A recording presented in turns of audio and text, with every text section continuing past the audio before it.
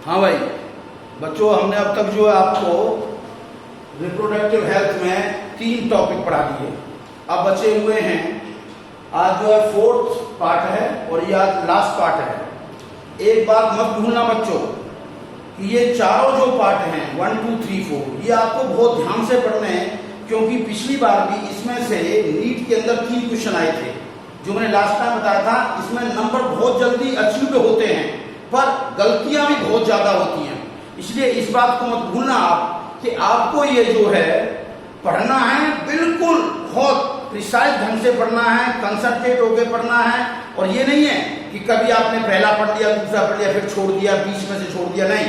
आपको टोटली ये चारों पार्ट पढ़ने हैं तो आपका ये टॉपिक रिप्रोडक्टिव हेल्थ हो जाएगा। और मैं आपको ये बात गारंटी से बताता हूं, उसमें से जो क्वेश्चन आएगा आपका रॉन्ग नहीं होगा, बिल्कुल करेक्ट होगा। जैसे पिछली बार 3 क्वेश्चन थे कम से कम, आप खुद नीट का देखें, उसका ये आपको बिल्कुल क्लियरली पता लगेगा कि इसमें नंबर देना आसान है पर फिर भी आपको पढ़ना पड़ेगा। ठीक बात है? तो मैं एक्सपेक्ट करता हूं सभी बच्चों से कि आप ध्यान से पढ़ेंगे। तो ठीक है बच्चों, आज ये लास्ट लेक्चर है, मैं इसको स्टार्ट करता हूं टाइम वेस्ट न करते हुए। अच्छा, तो लास्ट टाइम मैंने बता दिया था आपको कौन कौन से कॉन्ट्रासेप्टिव मेजर्स होते हैं, साथ में MPP क्या था वो भी आपको एनसीईआरटी के साथ ही पढ़ना है, पर मैं पूरा बताया था आपको कैसे 71 में एक्ट लागू किया था। बाद में उसको अमेंडमेंट जो है 2017 में किया गया। इसके बाद आज जो है 2020 में भी एक एक्ट पास किया हुआ है, तो वो सभी प्रोविजंस हैं। उसके बाद में अब जो बारी है वो है STI की, सेक्सुअली ट्रांसमिटेड इन्फेक्शन। STD भी कहते हैं, STI भी कहते हैं और RTI भी कहते हैं। STD sexually transmitted diseases and venereal diseases, NPD भी कहते हैं, विनरल डिजीजेज। एक्चुअली में क्या होता है, जो MD होती है स्किन में, MBBS के बाद उसे जो है स्किन एंड VD कहते हैं, जो डिग्री मिलती है। विनरल डिजीज का मतलब है जो कि सेक्सुअल इंटरकोर्स से जो फैलती है डिजीजेज। तो सेक्सुअली ट्रांसमिटेड डिजीज का मतलब है those diseases which are spreaded by the sexual intercourse, उनको कहते हैं सेक्सुअली ट्रांसमिटेड डिजीज। आज उनको सेक्सुअल ट्रांसमिटेड इन्फेक्शंस भी बोलते हैं। आज उनका नया नाम रिप्रोडक्टिव ट्रैक्ट इन्फेक्शन भी है। Reproductive tract infections, reproductive tract infections इस नाम से भी बोलते हैं। ठीक बात है? तो इन सब नाम से जो भी ये सेक्सुअली ट्रांसमिटेड डिजीजेज हैं, ड्यूरिंग सेक्सुअल इंटरकोर्स जो ट्रांसमिट होती हैं, तो मैं आपको बताऊं ये कौन कौन सी डिजीज हैं जो आपको उसमें लिखी हुई हैं और उन डिजीजेज के सिम्टम्स क्या हैं। तो मैं बताता हूं जो ये डिजीजेज हैं, ये हैं, एक तो है इसमें gonorrhoea,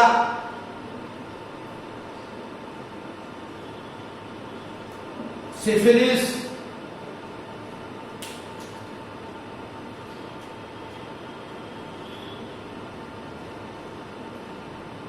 क्लेमाइडिएसिस, gonorrhoeae, syphilis, chlamydiasis, trichomoniasis,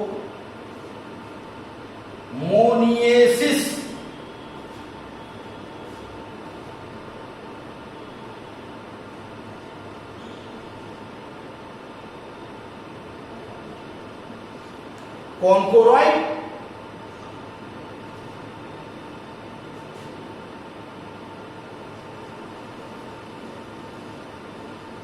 genital wart, genital herpes,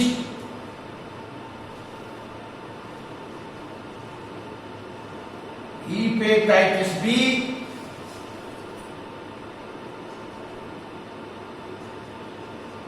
HIV leading to AIDS, जो कि मोस्ट डेंजरस है।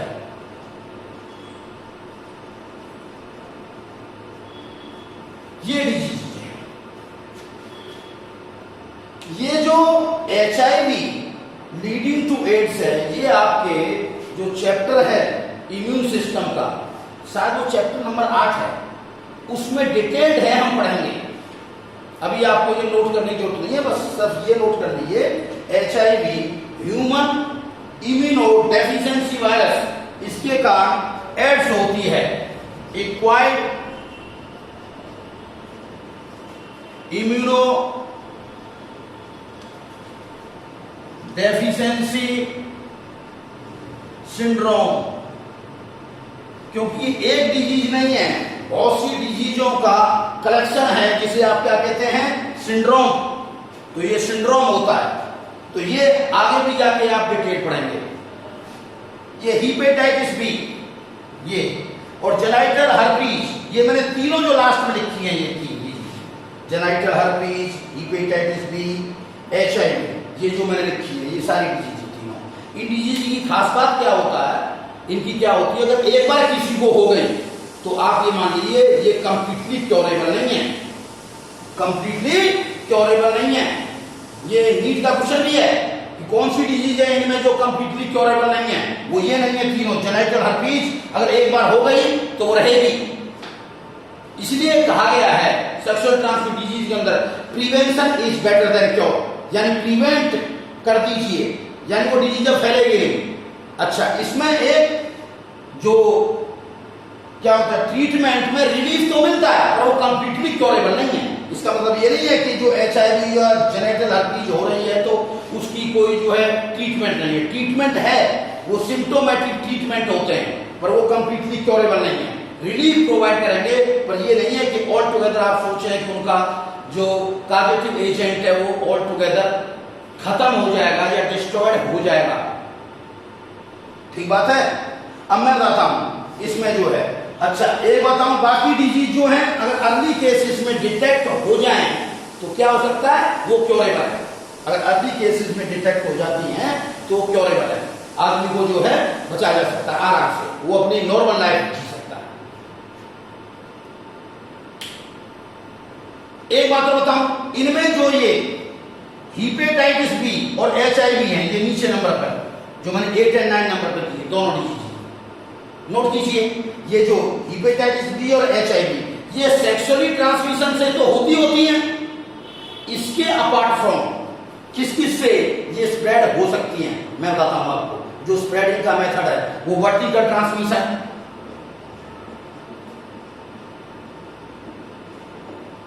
वर्टिकल ट्रांसमिशन का मतलब है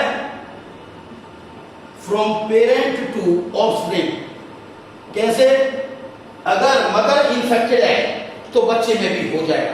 तो आपने देखा ना, क्योंकि वो क्या होता है, वो तो सिफिलिस भी हो सकता है, यानी प्लासेंटा से क्रॉस करके मदर से, अगर मदर को सिफिलिस है तो वो प्लासेंटा को क्रॉस करके बच्चे में पहुंच जाता है, इसका भी पहुंच जाता है, पर वो और चीज नहीं है। पर फिर भी जो मेजरली जो काउंट होती है वो ये दो हैं, हेपेटाइटिस बी और HIV, यानी वर्टिकल ट्रांसमिशन, यानी फीटस से, फीटस में पहुंच जाएगा फ्रॉम मदर।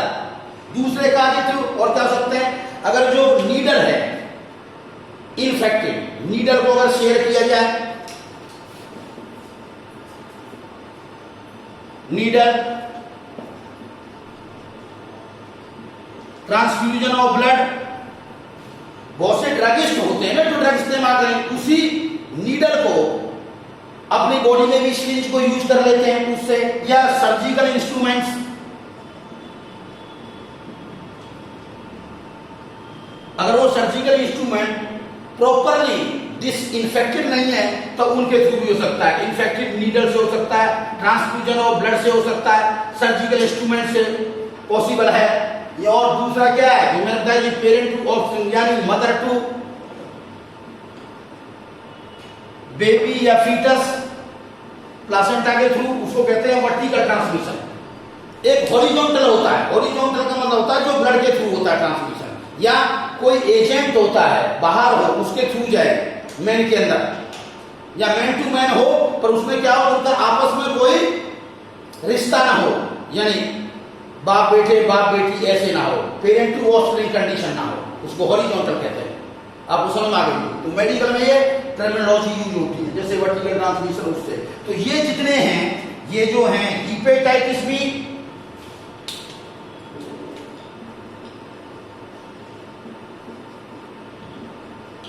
और ये HIV जिससे एड्स कार्य होती है, ये सेक्सुअली ट्रांसमिटेड के अलावा ये ट्रांसमिशन ऐसे भी होता है, A mother to foetus, B infected needle के through, C transfusion of blood अगर उस ब्लड में अगर वो कॉजेटिव एजेंट है तो, डी सर्जिकल इंस्ट्रूमेंट्स। जो हिपेटाइटिस बी का जो वायरस होता है आप जानते हो ये लीवर को मेजरली इफेक्ट करता है, लीवर को, लीवर में प्रॉब्लम काज करता है लीवर को, और लीवर का बहुत बड़ा काम होता है आप जानते हो बाइल सीक्रेट के अलावा detoxification of the harmful compound drugs उन सब के लिए काम करता है। HIV अंडर करो। जो हिपेटाइटिस जो बी है ये क्वेश्चन बहुत बार आता है बेटा, ये जो वायरस होता है इसका वो हेप एडना वायरस है। ये जो हेप एडना वायरस होता है ये पार्शियली डबल स्ट्रैंडेड डीएनए होता है, पार्शियली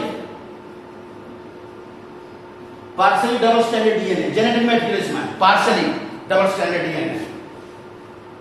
आप जानते हो इसके इंजेक्शन हैं जो कि डोजेज में लगाए जाते हैं। हर पर्सन को हिपेटाइटिस बी के अगेंस्ट वैक्सीनेशन कराना चाहिए। वैसे भी जब कभी मेडिकल कॉलेज में जब किसी का एडमिशन होता है तो वहां सबसे पहले पूछा जाता है कि आपने हिपेटाइटिस बी का किस किस ने इंजेक्शन लगवा रखा है। जिन्होंने नहीं लगवाया होता है उनके लगवा दिया जाता है। अब वो अपनी कॉस्ट पे है या मेडिकल कॉलेज की कॉस्ट पे है, ये वरीज करता है from medical college to medical college. जैसे ANU का जो मेडिकल कॉलेज है JNU, यहां फ्री ऑफ कॉस्ट लगाया जाता है अगर नहीं है, ये मैंने बताया, ठीक है ना। हिपेटाइटिस एड्स के खिलाफ कोई इंजेक्शन है नहीं, ये वायरस है, मैंने बता दिया कौन सा वायरस है ये।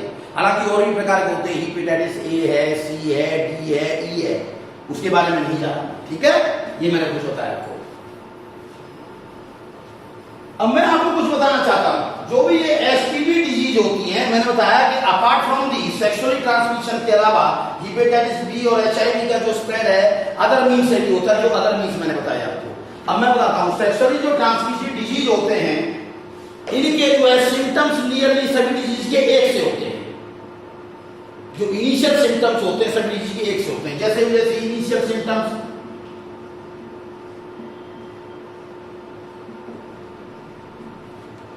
सिम्टम्स में क्या आते हैं? Etching,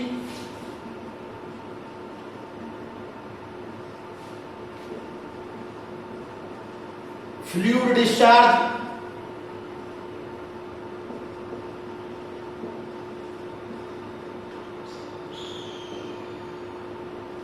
burning sensations during urination,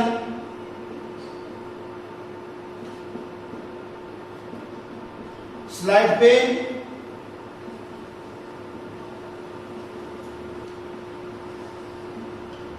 swellings in the genital organs या जेनाइटल रीजन्स। जेनाइटल रीजन्स में जनरली ये सिम्टम्स हैं एटसेट्रा, जिसमें इचिंग हो गया, फ्लूइड डिस्चार्ज हो गया, बर्निंग सेंसेशन ड्यूरिंग यूरिनेशन हो गया, स्लाइट पेन हो गया और स्वेलिंग हो गई। ये सभी इनिशियल सिम्टम्स होते हैं। ये सभी सिम्टम्स आप समझिए कॉमन सिम्टम टाइप होते हैं सेक्सुअली ट्रांसमिटेड डिजीज। बाकी किसी एक पार्टिकुलर डिजीज में एक जो है स्पेसिफिक होते हैं। आपके PMT में जो पूछा जाएगा वो जनरली इनके कॉजेटिव एजेंट पूछे जाते हैं, या वो एक मैचिंग करते हैं, पूछते हैं कौन से का मैचिंग ठीक है किसका मैचिंग ठीक नहीं है, आप फाइंड आउट कीजिए। तो मैं वो सारी बातें आपके सामने करके दिखाऊंगा यहाँ पर, और साथ साथ में कोई अगर उनका एक मेजर सिम्टम होगा तो वो सिम्टम बता दूंगा। ओवरऑल ये सिम्टम तो है ही है, ठीक बात है, बच्चों को समझ आ रहा, क्योंकि आपके ये वैसे भी ये सिलेबस में ये बिल्कुल यूं दिए हुए। तो ये इनिशियल सिम्टम्स बताए मैंने आपको। हाँ, आपको एक बात और बता दूं मैं आपको, इनको बताने से पहले एक बात और बता देता हूं। ये जब सिम्टम्स होते हैं इनिशियली, क्योंकि ये सिम्टम्स क्या होते हैं, बहुत ही छोटे होते हैं, तो अपने आप कुछ टाइम बाद ये सही क्योर हो जाते हैं। या बहुत ही माइनर सिम्टम्स हैं, तो क्या होता है कि पेशेंट जनरली डॉक्टर के पास नहीं जाता है, मैं आपको बताऊं, वो अपने आप सही हो जाता है। सेक्सुअली ट्रांसमिटेड डिजीज का मतलब जो सेक्सुअल इंटरकोर्स के थ्रू हो, इसका मतलब ये नहीं किसी को कोई छोटी मोटी प्रॉब्लम हो, जैसे खेल रहा हो उस समय कोई जो है वेरिकोसी कंडीशन हो जाए या टेस्टिकल में स्वेलिंग आ जाए तो सोचे भाई मेरे को तो ये डिजीज हो रही है। तो जो एडोलसेंट के एज बालक है वो इस बात को लेकर के कोई जो है पैनिक में ना आए, मैं ये बात बताना चाहता हूँ, ठीक है ना। तो इसी के साथ बताना चाहता हूँ फीमेल के अंदर जनरली क्या होता है कि ये जो सिम्टम्स होते हैं फीमेल जनरली एसिम्प्टोमेटिक होती हैं। क्या होती हैं? एसिम्प्टोमेटिक, या उनमें बहुत ही माइनर सिम्टम्स होते हैं, माइनर सिम्टम्स। एसिम्प्टोमेटिक का मतलब होता है जो सिम्टम अपीयर ही नहीं होते। जब सिम्टम अपीयर नहीं होंगे तो ऐसी केसेस में कई बार फीमेल कैरियर का काम कर सकती हैं। कैरियर का मतलब उस डिजीज को आगे मेल पार्टनर्स पे स्प्रेड करने का काम, ये है मेरा कहने का मतलब मेल पार्टनर्स के लिए। मैंने आपको बताया था ना जो बैरियर में जो कंडोम का यूज था वो नॉट ओनली प्रेगनेंसी को प्रिवेंट कर रहा था बल्कि वो सेक्सुअली ट्रांसमिटेड डिजीज को भी प्रिवेंट कर रहा था, है ना। तो उसका जो यूज जो मैंने बताया था जो कि वर्ल्ड वाइड सबसे ज्यादा पॉपुलर मेथड था यूज ऑफ कंडोम्स, या जो मैंने बताया था जो है उसका जो यूटिलिटी, वो तो इनको भी रोकता है सभी को। बाकी और कोई जो थे कॉन्ट्रासेप्टिव डिवाइसेस आईयूडी वगैरह वो नहीं रोकते थे, या पिल्स वगैरह नहीं रोकती थी। स्टरलाइजेशन वगैरह के जो थे इम्प्लांट्स थे उनसे नहीं स्टॉप होते ये सेक्सुअली ट्रांसमिटेड डिजीज। या आप सोचें कि इंजेक्टेबल रोक देंगे ये जो कॉन्ट्रासेप्टिव मेजर से, नहीं, उनसे नहीं। उसमें सिर्फ कौन सा मेथड था? बैरियर मेथड में यूज ऑफ द कंडोम्स, वो रोकते थे सेक्सुअली ट्रांसमिटेड डिजीज को। तो एसिम्प्टोमेटिक हो सकती है। दूसरा एक सबसे बड़ी प्रॉब्लम क्या है हमारे समाज में कि एक सोशल स्टिग्मा एसोसिएटेड है। सोशल स्टिग्मा, वो सोशल स्टिग्मा रोकता है डॉक्टर के पास जाने से। Data to report the case to the doctor। क्यों? लोगों की होता पता नहीं कोई क्या कहेगा, मेरे बारे में सोचेंगे क्या, ये चीज एक फीलिंग्स होती है सामाजिक रूप से। तो उसके लिए सलाह ये है कि वो अर्ली केसेस में अगर बता दी जाए कोई प्रॉब्लम है तो अर्ली डिटेक्ट होने के बाद में जल्दी क्योरेबल हो जाएगा, ये है इसका मतलब। तो तब क्या होगा? कॉम्प्लिकेशंस नहीं होंगी। इससे फायदा क्या होगा? कॉम्प्लिकेशन नहीं होंगी, क्योंकि बहुत सी कॉम्प्लिकेशन हो सकती हैं। जैसे कौन कौन सी कॉम्प्लिकेशन हो सकती हैं फीमेल में अगर रिपोर्ट न किया जाए और डिजीज फैलती जाए तो उसमें कौन कौन सी कॉम्प्लिकेशन हो जाती हैं, उन कॉम्प्लिकेशन के नाम बताता हूं।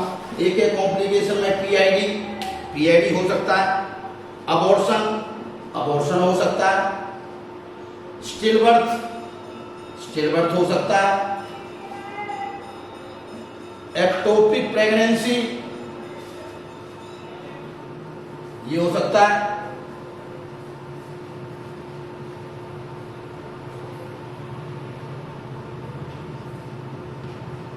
इनफर्टिलिटी ये हो सकती है, even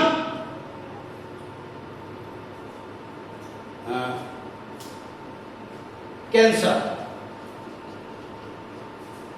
in the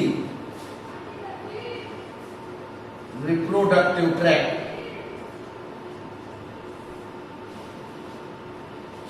PID, abortion, still birth, ectopic pregnancy, infertility, even the cancer, ये कॉम्प्लिकेशन है जो फीमेल में हो सकती हैं। एक बात बताता हूं, आपने नाम सुना होगा सर्विकल कैंसर, जो सबसे ज्यादा फीमेल में सबसे ज्यादा मोस्ट प्रेवलेंट जो कैंसर है वो है सर्विकल कैंसर। और ये एक ह्यूमन पैपिलोमा वायरस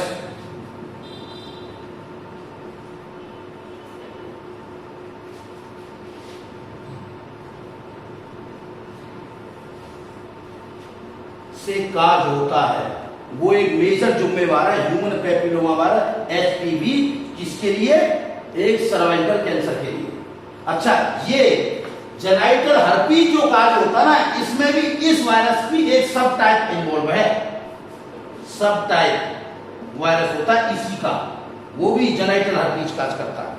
मैं आपको एक बात बताऊं, ये जो सर्विकल कैंसर है, सर्वेक्स में कैंसर होना, ये सर्विकल कैंसर के खिलाफ आजकल जो है इंजेक्शन आने लगे हैं।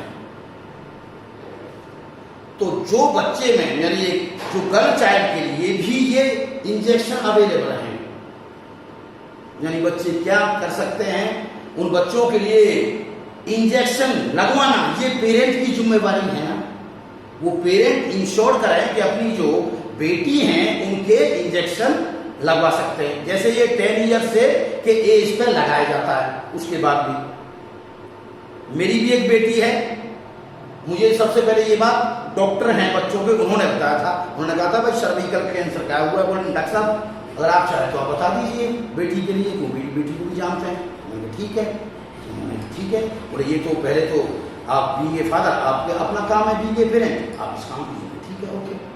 ताकि बच्चे की जो लाइफ लॉन्ग के लिए एक किस्म की वो सिक्योरिटी सी हो गई बच्चे को, आगे जाकर ठीक है एक बार और लगेगा इंजेक्शन, वो रिप्रोडक्टिव एज के बाद है ना। तो इनिशियली मैंने ये बताया इसके बारे में। अच्छा, पीआईडी का मतलब क्या होता है? Pelvic inflammatory diseases. Pelvic inflammatory diseases, P का मतलब है पेल्विक, आई का मतलब है इंफ्लामेशन, डी का मतलब है disease, pelvic inflammatory disease. Pelvic region जो होता है अंदर, पेल्विक रीजन, ये वो पेल्विक रीजन होता है जिसके अंदर आपने देखा फैलोपियन ट्यूब, यूट्रस, ओवरीज, ये सब उसी रीजन में लाइज रहती हैं। रेक्टम, ये सभी पेल्विक रीजन में होते हैं। यूरिनरी ब्लैडर, ये सब पेल्विक रीजन जो होता है ब्रॉड। आप जानते हो फीमेल के अंदर ये पेल्विक रीजन, आप स्केलेटल सिस्टम पढ़ोगे वो ब्रॉडर होता है। सेक्युलर वर्टिब्रा से मिल करके ये पेल्विक रीजन कहते हैं, ये पेल्विक। अबॉर्शन आप जानते हो कि वो जो है प्रीमेच्योर बर्थ जो होता है, स्टिल बर्थ का मतलब जो बच्चे कम उम्र में बर्थ हो जाए, 7 मंथ में या 8 मंथ में हो जाए, वो स्टिल। एक्टोपिक प्रेगनेंसी उन्हें कहते हैं जो मेजर जो प्रेगनेंसी का जो प्लेस है वो क्या है? Dorsal wall of the uterus. वहां ना हो गए वो प्रेगनेंसी यूट्रस में ना हो करके और कहीं हो, आप हो गए और कहीं कहां हो सकती है? फेलोपियन ट्यूब में, फेलोपियन ट्यूब में हो सकती है। As for example the fallopian tube. Even यहां तक ओवरी के ऊपर भी हो सकती है। अब ओवरी उसके ऊपर ही हो सकती है। और क्या हो सकता है? इनफर्टिलिटी हो सकती है। इनफर्टिलिटी में एक मेजर जो काम होता है वो होता है एंडोमेट्राइटिस। एंडोमेट्राइटिस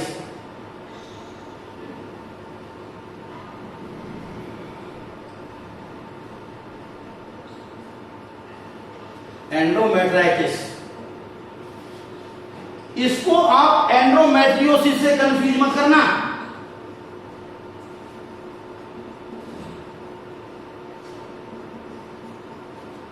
दोनों मंत्र बताता हूं, लिखिए, नोट डाउन। एंडोमेट्राइटिस का मतलब होता है inflammation of the endometrium lining of the uterus. Inflammation of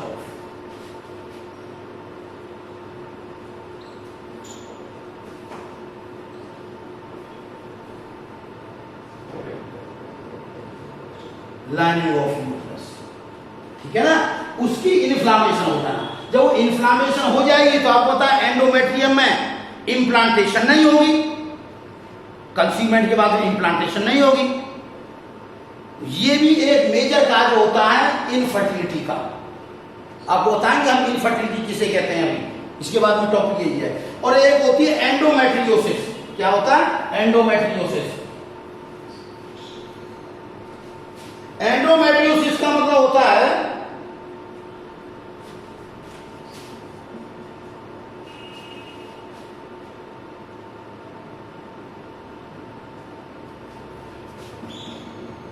the endometrium lining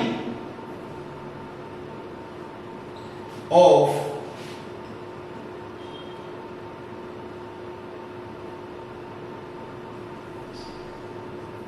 pelvic regions occur like that of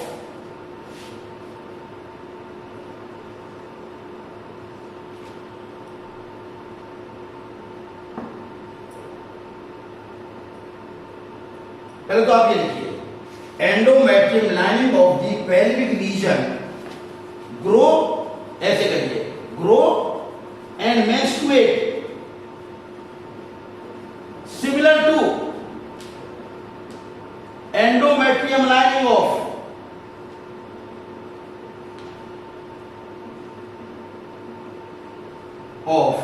uterus. यानी कहने का मतलब क्या हुआ कि जो एंडोमेट्रियम लाइनिंग है कहां की, पेल्विक रीजन, खास बात रह गई, वो ग्रो करती है और मेंस्ट्रुएट करती है similar to that of endometrium lining of uterus. पर ये बात मत भूलना, इसमें जो एंडोमेट्रियम लाइनिंग ऑफ यूट्रस है वो मेंस्ट्रुएट नहीं करती। तो नॉर्मल कंडीशन में एंडोमेट्रियम लाइनिंग की तो होती है मेंस्ट्रुएशन, तो यहां क्या है उसी की तरह नॉर्मल कंडीशन ये करती है। तो क्या होता है, endometrium lining of the pelvic region grow and menstruate similar to that of the endometrium lining of the uterus, but here endometrium lining is not menstruating। तो होता क्या, जब कभी ब्लीडिंग होती है तो लेडी को फील होता है कि मेरा मेंस्ट्रुएशन साइकिल चल रहा है या बीच बीच में से कैसे हो गई, पर एक्चुअली में वो जो मेंस्ट्रुएशन हो रहा है, वो जो ब्लीडिंग हो रही है कहां की हो रही है, जो एंडोमेट्रियम लाइनिंग है ऑफ द पेल्विक रीजन। तो पेल्विक रीजन में ये जो लाइनिंग है वो कहां की लाइनिंग हो सकती है, और वो नाम बताऊंगा पेल्विक रीजन में कौन सी है जो कर सकती है, वो कौन से हैं, नाम सुनिए। वो है ओवरी, यूट्रस, फैलोपियन ट्यूब।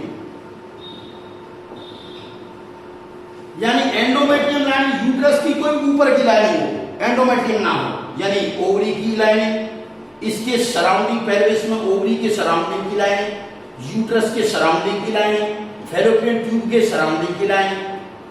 तो ये जब लाइनिंग कर देगी तो क्या होगा, तो इस तरह जो ब्लीडिंग होगी, ऐसी ब्लीडिंग को आप क्या कहते हैं, एंडोमेट्रियोसिस।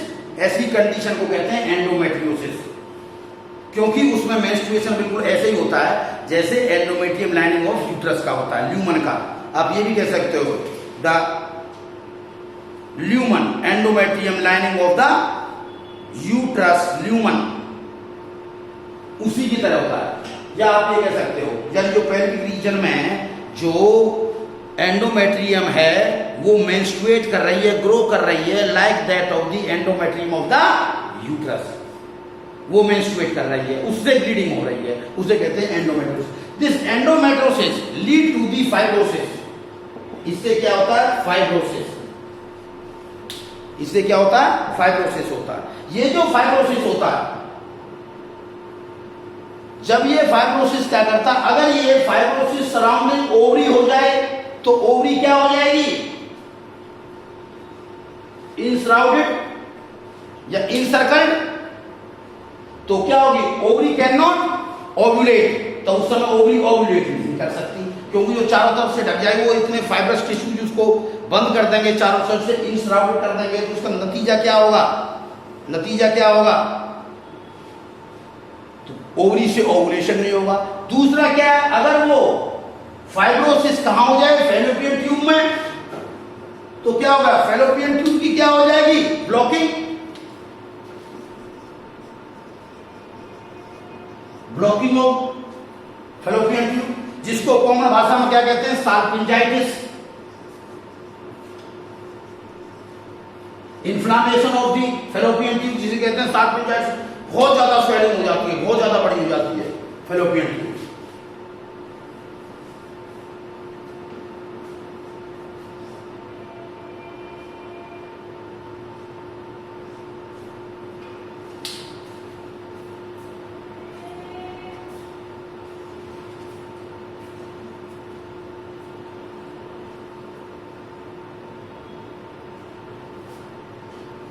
ये देखिए मैंने कितनी बड़ी फैलोपियन ट्यूब दिखाई है यहाँ, ये फैलोपियन ट्यूब है।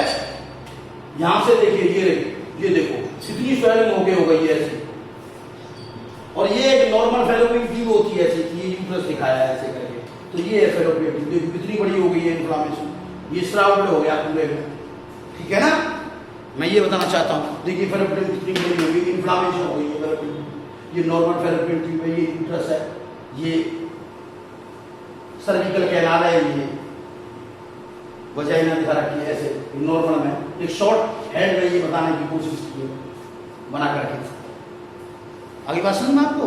तो इसको कहते हैं, तो इसके कारण क्या होता है, एंडोमेट्रियोसिस से होती है स्टेरिलिटी, और वो थी एंडोमेट्राइटिस से इनफर्टिलिटी से स्टेरिलिटी ज्यादा सीवियर होती है। आगे बात समझा, मोर सीवियर होती है। तो आईसीयू के बच्चों को मालूम पड़ गया होगा। तो ये बात मैंने आपको बता दी। तो ये सब चीजें होती हैं, मैंने बताया ना आपको कौन कौन से कॉम्प्लिकेशन हो सकते हैं। ये हो गया एक्टोपिक प्रेगनेंसी का मतलब है कहीं भी हो जाए, ओवरी के ऊपर हो जाए, या जो फेलोपियन ट्यूब में हो जाए, वो सब एक्टोपिक प्रेगनेंसी आती है जो एप्रोप्रिएट प्लेस में नहीं है। इनफर्टिलिटी, कैंसर के बारे में बता दिया मैंने, स्टिल बर्थ होता है जो कि पूरे टाइम पे होकर के प्रीमेच्योर बर्थ हो जाए, उसको ये कहते हैं। ठीक बात है, ये मैंने बता दी। अब मैं इनकी जो है काजुलिटी बता देता हूँ वहां से। हाँ, एक बार बताऊं, इन सभी सेक्सुअली ट्रांसमिटेड डिजीज से वैसे तो सारा ही ग्रुप, एज ग्रुप क्या होता है, वल्नरेबल होता है। पर आपको बताऊं, जो ये 15 से लेकर के 24 साल का जो ग्रुप है, ईयर्स, ये मोस्ट वल्नरेबल होता है। ये यानी जिनको मैं पढ़ा रहा हूं उनका ग्रुप, एज ग्रुप मोर अफेक्टेड। ये वर्ल्ड वाइड डाटा हैं, आप ये फील मत करना कि ये इंडिया में।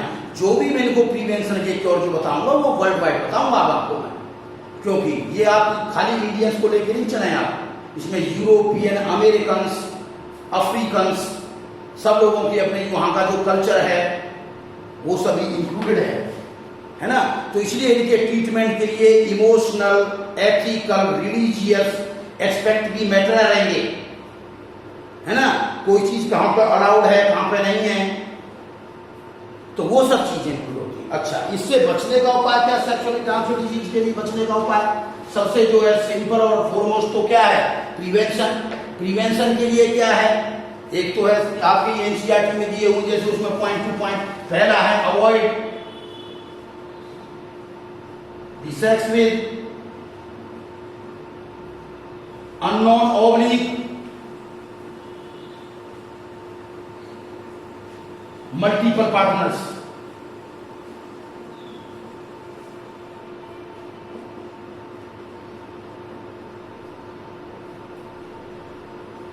आपने देखा है ना कि ज्यादातर सेक्सुअली ट्रांसमिटेड डिजीज जो प्रोस्टिट्यूट या ब्रोथल एरियाज में जो विजिट करते हैं उन लोगों को बहुत होता है, उन लोगों को होता है। जैसे प्रेग वगैरह जो होते हैं, आप ये मत फील करना, मैं ये बात बता रहा हूँ पर आपको बता रहा हूँ। इसलिए कहा गया कि avoid the sex with the unknown और मल्टीपल पार्टनर, एक ही है। दूसरा क्या है, use of the condoms, barrier method में use of condoms during sex. तीसरा क्या है, अगर कोई डिजीज है, कोई सिम्टम अपीयर हो रहा है, इफ सिम्टम अपीयर्स, और अगर कोई प्रॉब्लम है तो गो टू द डॉक्टर।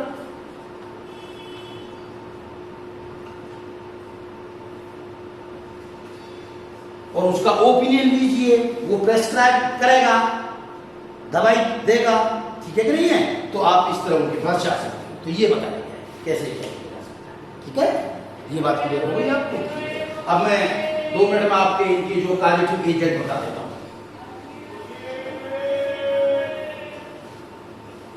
देखो बेटा, गोनोरिया एक बैक्टीरिया से होता है जिसका नाम होता है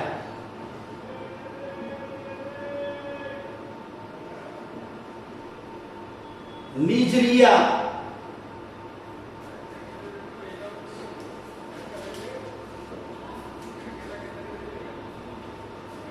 नेसीरिया गोनोरियाई,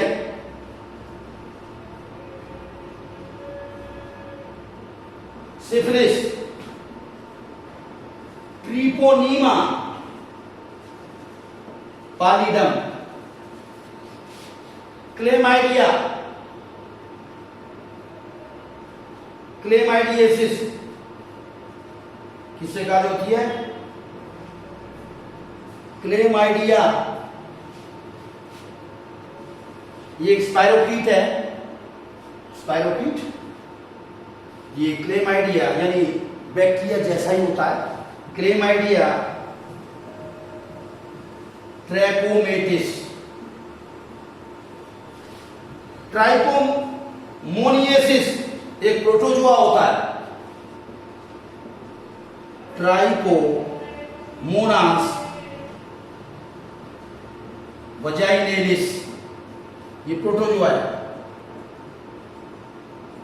बाकी सब बैक्टीरिया हैं।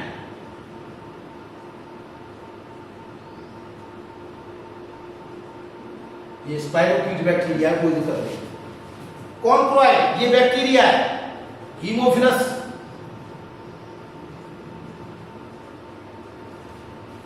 ड्यूकरी ये पुरानी एनसीईआरटी में है, ये सेक्सुअल ट्रांसमिशन में। नेक्स्ट है जेनिटल वार्ड, जेनिटल वार्ड जो है ये वायरस से है, और आपको मैंने बताया कि सब टाइप का कौन सा वायरस था, वही जो ह्यूमन पैपिलोमा वायरस का था, एचपीवी इसी के लिए जिम्मेवार है। जेनिटल हर्पीज ये हैं, ये भी वायरस से हैं। Simplex virus 1 and simplex virus 2।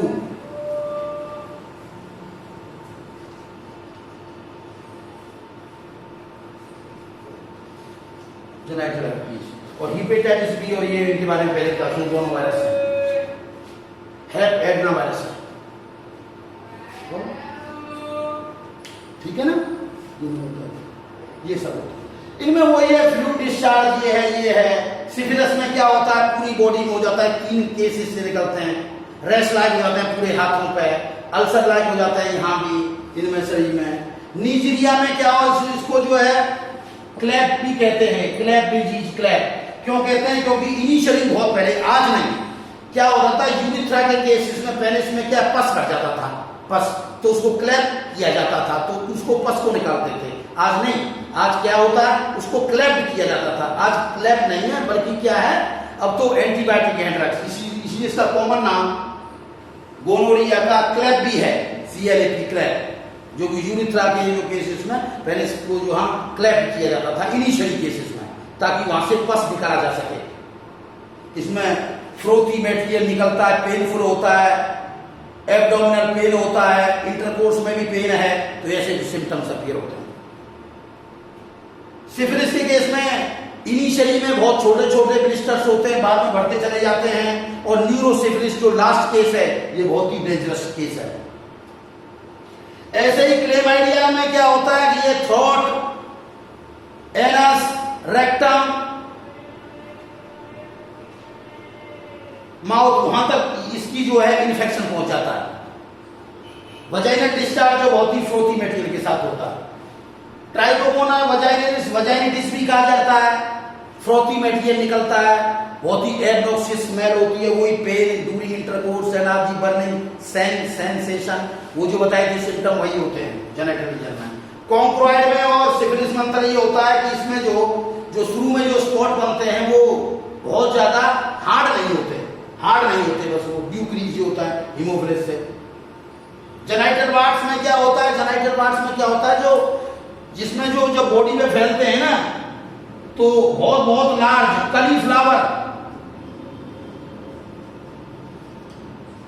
Cauliflower like lumps होते हैं, मतलब बहुत ही पाइलेशियस, बहुत सारे कलीफ्लावर लाइक के किसमें होते हैं, जेनिटल वार्ड्स में, उन्हें वार्ड्स कहते हैं जो इसमें जेनिटल वार्ड में। हर्पीज में क्या होता है कि जो बैक में जो है बहुत बड़े बड़े रेडिश रेडिश से ऐसे इकट्ठे हो जाते हैं पीछेस में, किसमें, हर पीस में।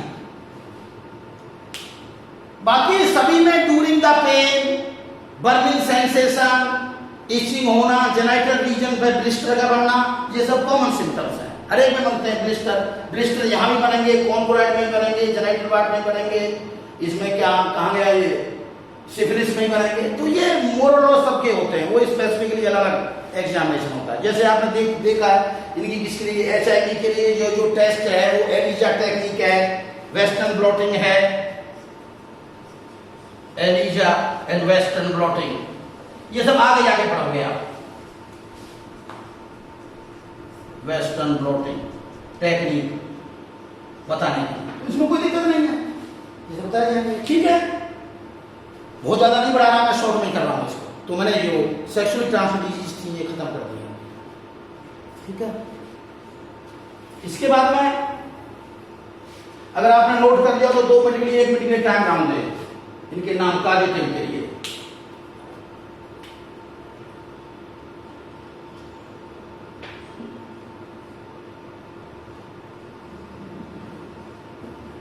ये कालेटो एजेंट का नाम याद रखो।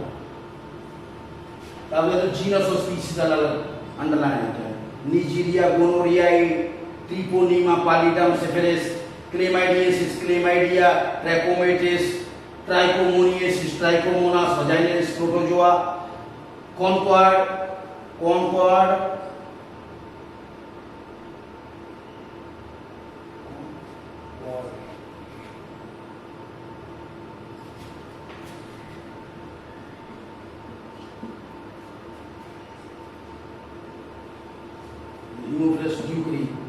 जेनिटल वायरसेस, कॉन्क्रोइड होता है, कॉन्क्रोइड ये है।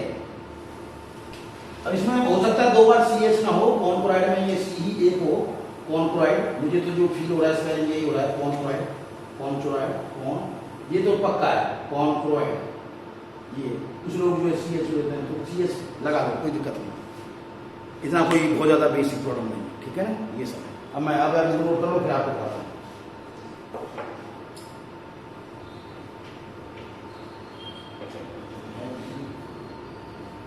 लेके चलते हैं, अगर आपने नोट कर लिया होगा, आपके पास है, आप उसमें से नोट कर लेना। अब मैं आगे पढ़ाता हूँ, नहीं तो मेरा कोर्स होने में दिक्कत हो गई है, ठीक है ना, मुझे आगे पढ़ाना है। नेक्स्ट है इनफर्टिलिटी। इनफर्टिलिटी का क्या मतलब होता है, नोट कीजिए। इनफर्टिलिटी का मतलब होता है it is the inability of the couple, it is the inability of the couple to conceive or produce the children. It is the inability of the couple to conceive or produce the children even after the 2 years of regular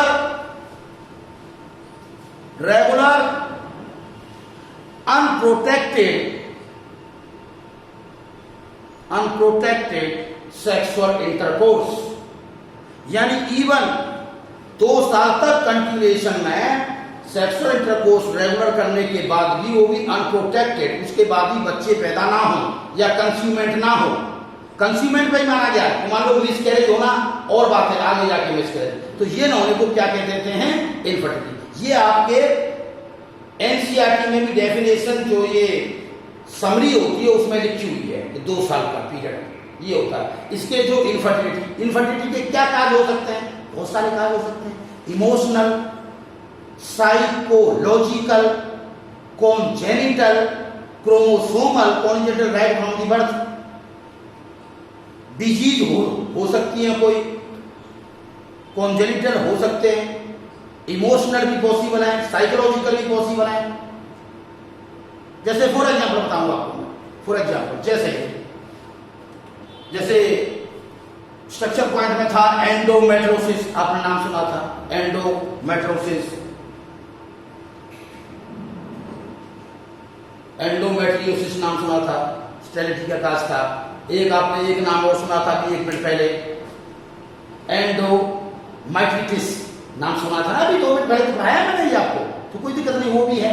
और काज क्या हो सकता है, जैसे बाकी और काज हो सकता है मेल में, ब्लॉकेज ऑफ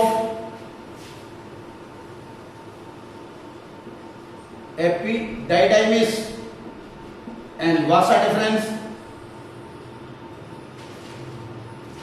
ये हो सकते हैं blockage of epididymis and vasa deferens, ये पॉसिबल है। इनकी ब्लॉकेज हो तो क्या होगा, हेमेट यानी स्पर्म जो है वो आगे जाएगा ही नहीं, या ओलिगो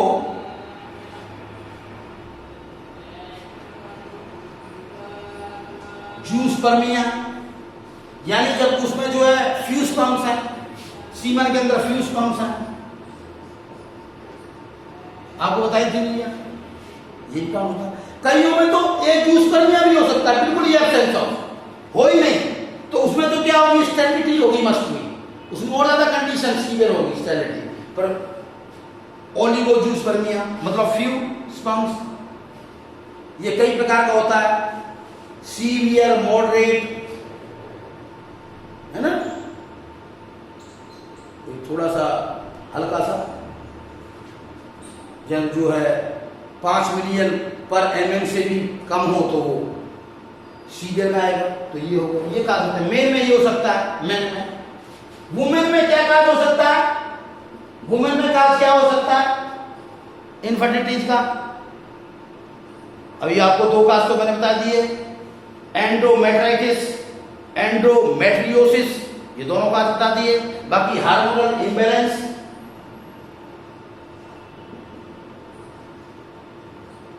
आपने देखा हार्मोनल इम्बैलेंस में कौन से होते हैं, FSH, LH, ये हो सकते हैं। एस्ट्रोजन, प्रोजेस्टेरोन, थायराइड डिस्फंक्शन,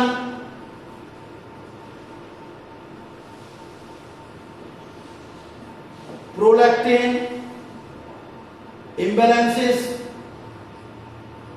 अब तो कई बार ये जो हार्मोनल इम्बैलेंसेस से अगर तो कई बार कैंसर भी होता है, टेंडरनेस जो मैंने बताई थी ब्रेस्ट की होती है, जो lead to the breast cancer, वो भी होता है, ये जितने भी हार्मोनल इम्बैलेंसेस है। तो ये सब रीजन हो सकते हैं बिहाइंड दैट, किसके बिहाइंड, इनफर्टिलिटी। तो आपको मैंने बता दिया, इसमें भी ज्यादा खतरनाक कौन सी होती है, स्टेरिलिटी। स्टेरिलिटी और ज्यादा दिक्कत है, क्योंकि स्टेरिलिटी में क्या होता है कि उसमें आप उस चीजों को दूर करना चाहेंगे तो यहाँ इर्रिपेरेबल लॉस हो चुका होता है, इर्रिपेरेबल लॉस। जैसे किसी को फैलोपियन ट्यूब काट के गिर दी, इतनी ज्यादा सीवियर होगी, या ओवरी का रिमूवल कर दिया गया, ये चीज है, कई सारी प्रॉब्लम। हाँ, इनफर्टिलिटी और स्टेरिलिटी के इलाज में, वो इलाज क्या है, वो है ART technique, assisted reproductive technology. वो किसके लिए होती है, ये हेल्प करने के लिए होती है, किसके लिए, कपल को हेल्प करती है to have conceive when the natural process get fails. ART technology वो है असिस्टेड रिप्रोडक्टिव टेक्नोलॉजी। इस टेक्नोलॉजी का मतलब क्या है, it helps the couple to conceive and produce the children when natural processes get fails, or when the natural process of getting the conceivement get fails, या natural कंसीवमेंट ना हो, natural process से कंसीवमेंट ना हो, ऐसी स्थिति में ART टेक्नोलॉजी का सहारा लिया जा सकता है।